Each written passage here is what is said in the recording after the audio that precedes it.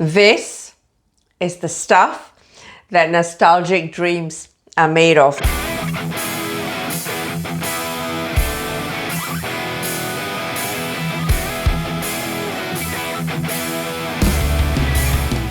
Hey folks, I'm Lynn Blow from linsfood.com and Singaporean Malaysian recipes.com, where today's recipe is going to be at Sup Kambing. Sup, S-U-P, is the Malay word for soup, S-O-U-P. Kambing. Kambing is actually goat. Kambing can also refer to sheep. Kambing biri-biri is the specific word that we'd use. Now, as far as the meat is concerned, in culinary terms, when we say kambing, we can refer to goat meat or we can refer to mutton. So traditionally, this is a mutton soup. If you don't like mutton or can't get mutton, as in like me, I'm not a massive fan of mutton, use lamb. That's perfectly fine. Sup Kambing is a dish that is synonymous with mamak stalls in Singapore and Malaysia. Mamak is a South Indian word that is used to refer to the South Indian Muslim stall owners. It is also a word that means uncle.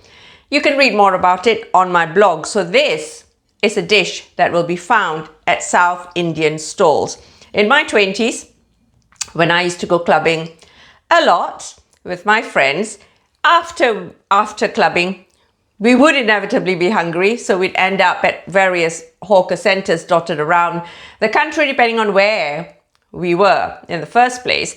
And this is one of the many, many dishes that we would indulge in after a few hours of dancing and drinking, or not drinking. It is a glammed up bone broth because the essence of the dish itself are the bones that we use to enrich the stew, the stock, the broth, the soup, whatever you want to call it. Let's go dive straight into how we make this soup, shall we? You will find the full written article with the history, etc., on my blog as usual. Let's get to it. So here's a quick look at the ingredients that we will need. We're going to chop up our vegetables or dice them into similar sizes, as you can see here. The carrots, celery and tomatoes, and then we've got our aromatics. Chop them up a little bit before we place them in a food chopper to chop until you get a fine paste, or pound it or chop it thinly if you haven't got a food processor nor a pestle and mortar. So we start with frying our whole spices for about 30 seconds. Then we add our wet ingredients to immediately bring the temperature down. Fry that for 3 minutes, and then we add our meat and meat bones. Stir it around for about a minute, and then we're going to add our dry spices, ground spices in, along with the salt. Give it a good stir. Drop in our celery leaves or Chinese celery, whatever you've got access to. Add our water. Give it all a good old stir. And then we cover it, reduce the heat right down, simmer for an hour, and then we add our chopped vegetables. Stir, bring it back to a simmer, cover and cook for another hour. It is light because in essence it is a bone broth. It's unlike broths and stews of the West. We haven't got any stock, any added stock here. So the flavor comes from the bones and the little bit of meat. So when that stew is done, Sup Kambing is done, we're going to think about our toppings, our garnish as usual, right? So I've got some coriander leaves or cilantro, as it's called in the US.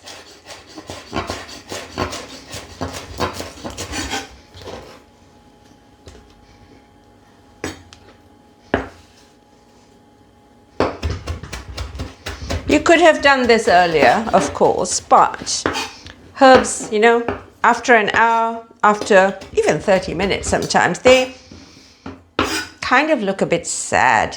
So I like to do this right at the end. And then we are going to top it also with some fresh chilies if you like.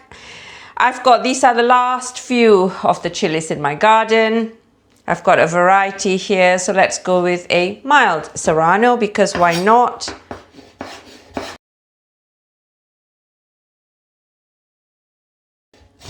Green chilies are always good to top noodles and stews and stuff with. That, and then if you like some lime juice. It's November now, early November, and I'm all out of calamondins or calamansi limes. So I've got regular lime here. You can place a wedge on the table and people can have lime juice if they want. I usually don't bother. And then I've got some short bought crispy fried onions or shallots. So let's dish it up, shall we?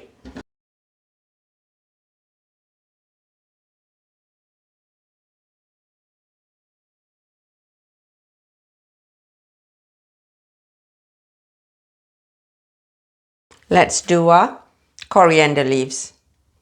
Not too much, just a little bit. Some green chilies, some crispy fried onions or shallots.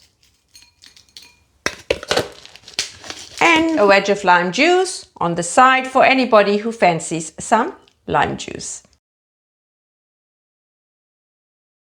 How do you eat this soup or soup kambing? Baguette. A very, very popular offering in Singapore and Malaysia, and of course, other parts of the world. But in Singapore and Malaysia, we love our baguettes. We love our baguettes with soups. We love our baguettes for breakfast. We love our baguettes with curries. Baguettes and curries are like a match made in heaven. So really, all you want to serve this with is a little bit of baguette. Butter? Okay, maybe optional to some, but not to me. In fact, I quite often finish the soup once I've dished it up. I finish it with a dollop of salted butter because it just adds that little bit of something to the soup kambing. So, a bit of butter, of course.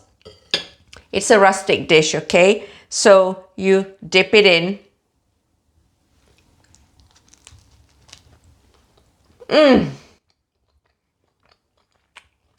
Oh my God.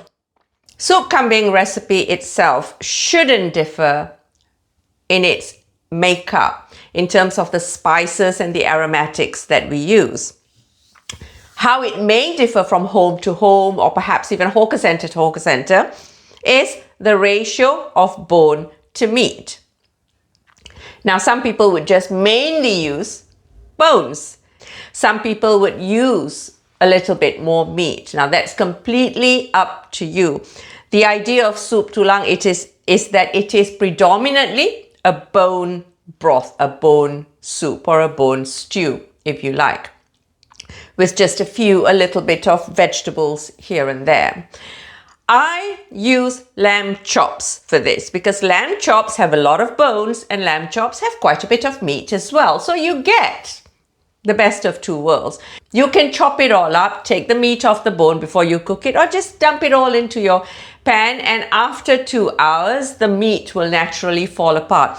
What I also do is when I go to the butcher, when I know I'm making this, I go to the butcher on the right day and also pick up some bones from him. So not only have I got lamb chops, I've also got additional bones for even more depth to the soup.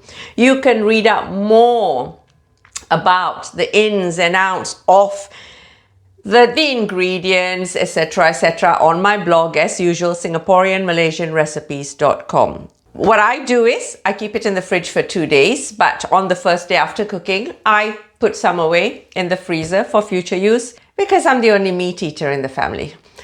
And so there you have it. Sup Kambing. A very, very traditional comfort food from Singapore and Malaysia. Make it, brag about it in the comments, share it with somebody who's going to love this soup. I shall see you guys real soon.